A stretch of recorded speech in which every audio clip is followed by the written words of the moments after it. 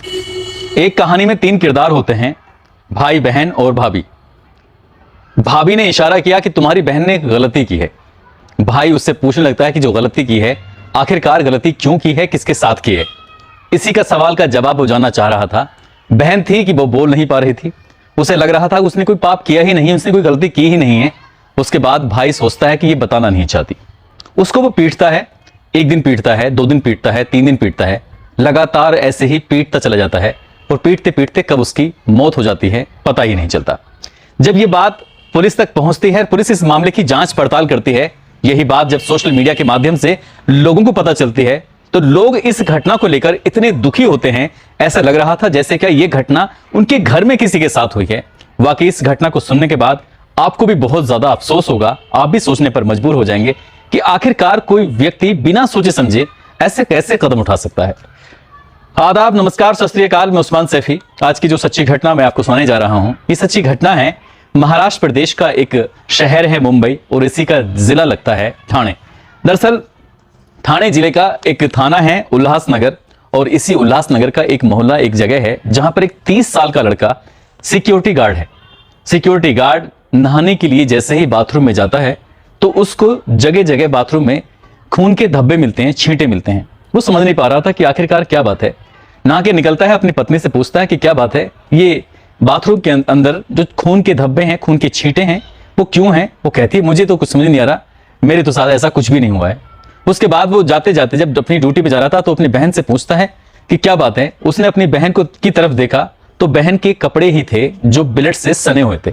बस उसने अपनी बहन को देखा और उसे ड्यूटी पर भी देरी हो रही थी, लेकिन जाते जाते वो बहन से बातचीत नहीं कर रहा था, बल्कि पहले ही बार में उसने उसको थप्पड़ों से पीटना शुरू कर दिया कि ये सब क्या है, तो किसके साथ अपना मुंह काला करा के आई है। लड़की शांत थी, उसे समझ नहीं आ रहा था कि आखिरकार है बात क्या है, उसे सवाल क्या पूछा जा रहा है। उसकी उम्र अभी 12 साल महज थी। इसके बाद उसने, क्योंकि उसे अपनी ड्यूटी के लिए जल्दी हो रही थी, यहां से सीधा ड्यूटी जाता है। ड्यूटी जाने के बाद उसके दिमाग में सिर्फ एक ही बात घूम रही थी कि आखिरकार माजरा क्या है। तभी अपनी पत्नी को फोन करके कहता है, पत्नी से पूछता है कि जब तक मैं घर पर लौट के आऊं इससे पूछना कि आखिरकार बात क्या है, ये ब्लड क्यों आया, क्या दिक्कत है। अब वो ड्यूटी पर था, ड्यूटी से वापस जब घर लौट के आता है तो अपनी पत्नी से पूछता है कि मामला क्या था, क्या है। तब उसकी पत्नी कहती है कि मुझे क्या पता, अपनी बहन से ही पूछ लो, तुम्हारी बहन का शायद किसी से चक्कर है। भाई ने ये बात सुनी और वो बर्दाश्त नहीं कर पाया, फिर अपनी बहन को बहुत बुरी तरह से मारना पीटना शुरू कर देता है। छोटा सा कमरा होता है, उस छोटे से कमरे में वो लड़की पिट रही थी और पिटते हुए उसकी आवाज उस 4 दीवारी से बाहर नहीं जा रही थी, क्योंकि वो डर रही थी अगर बाहर आवाज जाएगी तो दूसरे लोगों को पता चलेगा और शायद उन्हें बुरा लगेगा कि आखिरकार बात क्या है। वो लड़की चुपचाप सहन करती रही और भाई से मारपीट सहन करती करती कब रात हो जाती है, दोनों भाई बहन पत्नी सो जाते हैं। दिन निकलता है, दिन निकलने के बाद फिर जब वो बाथरूम में जाता है, जाने के बाद जब देखता है फिर से ब्लड, कपड़ों पे भी ब्लड था। वो समझ नहीं पा रहा था, उसके दिमाग में सिर्फ एक ही बात थी कि इसकी बहन कहीं किसी के साथ मुंह काला करा के आई है और उसके साथ कुछ इतना गलत हुआ है जो शायद नहीं होना चाहिए था। भाई ने छुट्टी की और छुट्टी करने के बाद अपनी बहन से पूछता है कि आज मुझे जो सच है वो बता दो, नहीं तो फिर अंजाम अच्छा नहीं होगा। बहन शांत रहती है, बहन को पता ही नहीं चल रहा था कि वो क्या सवाल पूछ रहा है, क्या पूछना चाहता है, आखिर वजह क्या है। उसके दिमाग में कुछ ऐसी बात नहीं थी, क्योंकि 12 साल की बच्ची थी, उसके साथ पहली बार ऐसी जो वारदात हुई थी। अब उसके बाद उसने, भाई ने बहन को फिर से पीटना शुरू कर दिया। पास में एक डंडा रखा हुआ था, डंडे से उसको मारना शुरू कर दिया। वो रो भी नहीं पा रही थी, क्योंकि यहां ना उसकी माँ रहती है ना ही उसके बाप रहते हैं। माँ की पहले ही मौत हो चुकी थी और जब माँ मर चुकी थी तो बाप ने कहा था कि मैं गांव में रह लूंगा, तुम भैया और भाभी के साथ रह लेना। बाप ने भी यही सोचकर अपनी बेटी को अपने भाई के पास भेजा था, ताकि वो भाई के साथ रहेगी, भाभी के साथ रहेगी तो सुरक्षित रहेगी। लेकिन भाई को भी यही अफसोस था कि मेरे साथ रहने के बाद भी वो सुरक्षित नहीं रही, आखिरकार क्या बात है। भाई को गुस्सा आया और गुस्सा आने के बाद उसने फिर उसको पीटना शुरू कर दिया। दूसरा दिन भी निकल जाता है। दूसरा दिन निकलने के बाद फिर वो ड्यूटी तो गया ही नहीं था, रात भर उसकी पिटाई करता है। उससे सिर्फ एक ही बात पूछ रहा था कि किसके साथ तुम मुंह काला करा के आई हो, बस मैं यही बात जानना चाहता हूं। उसने उसको फिर पीटा और उसके बाद फिर तीसरा दिन निकलता है। तीसरा दिन निकलने के बाद जब उस लड़की ने कुछ अपने मुंह से बोलने को तैयार नहीं थी, तब वो उसने चिमटे को, जो जिससे हम रोटियां सेकते हैं महिलाएं घरों में, चूल्हे पर इसका इस्तेमाल करती हैं, उसी चिमटे को उसने गर्म किया और गर्म करने के बाद अपनी बहन के पास जाता है, कहता है कि यदि तुमने कुछ नहीं बोला तो तुम्हारी जुबान को मैं इस चिमटे से खींच के बाहर निकालूंगा। वो इतना निर्दयी हो चुका था कि उसने अपनी बहन की जुबान को, उसके चेहरे को उस चिमटे से जलाने की लगातार बार बार कोशिश कर रहा था। कभी शरीर के अलग अलग हिस्सों पे उस गर्म चिमटे को लगाता था, तो कभी कमर पे लगाता था, तो कभी उसे मारता था, पीटता था। 3 दिन से लगातार वो लड़की प्रताड़ना झेल रही थी और तीसरे दिन उसकी तबीयत इतनी ज्यादा बिगड़ जाती है कि उसका भाई, उसकी भाभी सोचने पर मजबूर हो जाते हैं कि आखिरकार ये हो क्या रहा है। वो खुद ही वो कहने लगते हैं कि ये जानबूझकर बेहोशी का नाटक कर रही है। बेहोशी के नाटक करने के बाद उसने अपनी बहन को फिर से पीटना शुरू कर दिया। उसको इतना पीटा कि जब उसकी सांसें थमने लगी तब भैया और भाभी को लगा कि ऐसा ना हो ये मर जाए। वहीं पास में ही उल्लासनगर में एक सेंट्रल हॉस्पिटल है, उस बहन को उस हॉस्पिटल में लेके जाते हैं। डॉक्टर पुनीत होते हैं। डॉक्टर पुनीत पूछते हैं कि इसको काफी चोटें आई हैं, आखिरकार क्या वजह है। तो कहते हैं कि थोड़ा जल गई थी, थोड़ी पता नहीं कैसे जल गई थी, ये बेहोशी की हालत में है, आप इसका इलाज कर दीजिए। डॉक्टर ने जब उसकी नर्व्स को टटोलना शुरू किया, जब उसको कुछ दवाइयां देने की कोशिश की तो उसके दिल की धड़कनें भी रुक चुकी थी, उसके हाथ की नब्ज भी रुक चुकी थी। समझ लो कि वो लड़की मर ही चुकी थी। उसको मरी हुई को ही हॉस्पिटल लाया गया था। डॉक्टर ने कहा कि आखिरकार तुम्हारी बहन के साथ हुआ क्या था, बस मैं यही जानना चाहता हूं कि आखिरकार इसके साथ इतनी चोट, शरीर पर, उसके पीठ पर, उसके सर में, उसके हाथों पर ऐसी कौन सी जगह है जहां पर उसके शरीर पर चोट के निशान नहीं है, जहां पर उसके पिटाई के निशान नहीं है। डॉक्टर जब सवाल करता है तो जवाब नहीं देता।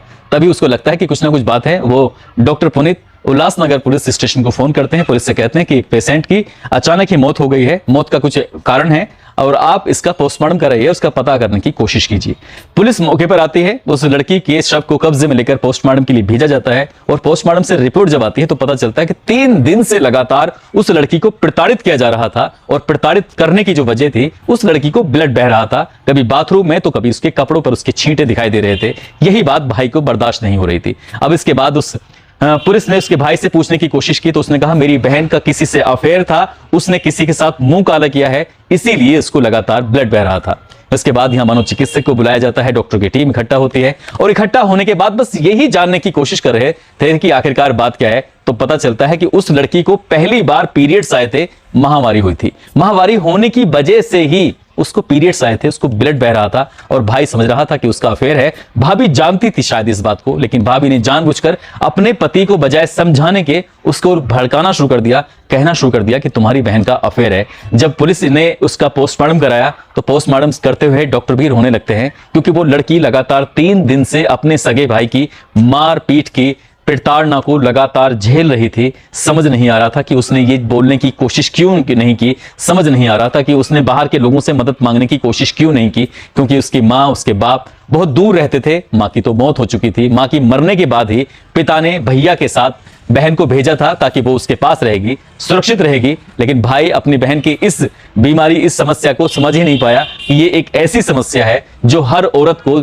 देखनी पड़ती है, हर औरत को इस समस्या से गुजरना पड़ता है। ये समस्या ना हो तो इस सृष्टि का निर्माण ना हो, कोई किसी के यहाँ किसी बच्चे पैदा ना हो। और कह सकते हैं कि जिसको ये सब समस्या नहीं होती है तो उसके यहाँ बच्चे पैदा होने में भी दिक्कत आती है। वो लड़का खुद शादीशुदा था, उसकी पत्नी चाहती तो सही बात उसके सामने रख सकती थी और उस लड़की की जान बचाई जा सकती थी, लेकिन जान नहीं बची। फिलहाल पुलिस ने उस महिला को भी हिरासत में लिया हुआ है, उस लड़के को गिरफ्तार करने के बाद जेल भेज दिया है। जब यही बात उस लड़की के पिता को पता चलती है तो पिता का रो रो कर बुरा हाल हो जाता है। और जब यही बात सोशल मीडिया पर, अखबारों में आती है तो खासकर उन लोगों को ज्यादा तकलीफ होती है जिनके घरों में बेटियां हैं, जिन लोगों को यह मालूम है कि हर लड़की एक इस तरह की समस्या से, यानी कि पीरियड से होकर गुजरती है। किसी को 11 साल में तो किसी को 9 साल में। आजकल की जो तांती है उसमें कम उम्र में ही ये समस्याएं शुरू हो जाती हैं। और उस भाई ने ये जानने की कोशिश ही नहीं की कि आखिरकार क्या वजह है। उसे डॉक्टर के पास ले जाता तो शायद उसकी जान बच जाती। उस बेवकूफ इंसान के, उस मूर्ख इंसान के समझ में आ जाती कि उसकी बहन को कोई वैसी दिक्कत नहीं है, किसी के साथ अफेयर नहीं है, बल्कि पीरियड्स हुए हैं जो किसी को भी एक होना आम बात है। दोस्तों, इस पूरे घटनाक्रम को सुनाने का उद्देश्य किसी को परेशान करना नहीं है, किसी का दिल दुखाना नहीं है, बल्कि आपको जागरूक करना है, आपको सचेत करना है। मैं इस खबर को बिल्कुल भी नहीं सुनाना चाहता था, लेकिन मैं इस खबर को इसलिए सुनाना चाहता हूं कि जिन घरों में बहन है, बेटियां हैं, तो वो कम से कम ये जान लें कि ये समस्या किसी के साथ भी हो सकती है। इसलिए भड़कने की बिल्कुल जरूरत नहीं है। जरूरत है तो उस समस्या होने पर किसी डॉक्टर के पास लेके जाने की या किसी से सलाह लेने की। जाते जाते कुछ लोगों के जन्म नाम लेना चाहूंगा। इसमें शाहनवाज हुसैन है, अशोक कुमार है, इदरीस खान है, संजीव सिंघल है, विक्रम सिंह राणा है, मिंटू सिंह है, रवि भूषण है, रिंकू ठाकुर, शिवा राणा है, मंगल सिंह रावत है, महेश पंचोली है, मोहम्मद आमिर मलिक है, बलराम सिंह तोमर है, रितेश सिंह है, जाकिर हुसैन है, मोहम्मद सलमान, इन लोगों ने नाम लेने की अपील की थी। आप सब लोग अपना ख्याल रखें, सुरक्षित रहें। जय हिंद, जय भारत।